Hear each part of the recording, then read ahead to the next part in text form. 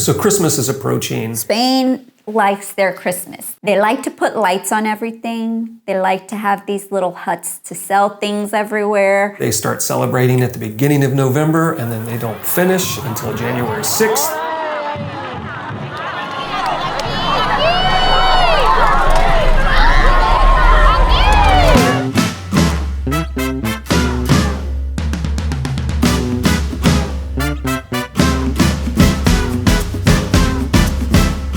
There is this amazing Christmas lottery I will be watching on Sunday when they have their 3 or 4 hour pull of all the numbers where they have children singing the winning numbers, which are hopefully these numbers right here. There's like 100,000 wooden balls inside a rotating drum that pulls out the biggest prize.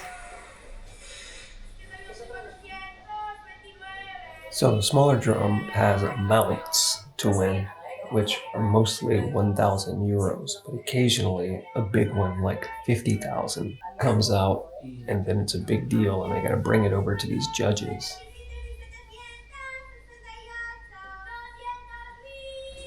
So this thing's pretty confusing because there's so many prizes, but I'm pretty sure if the last 2 digits are the same as the first, second, or third prize, you win something.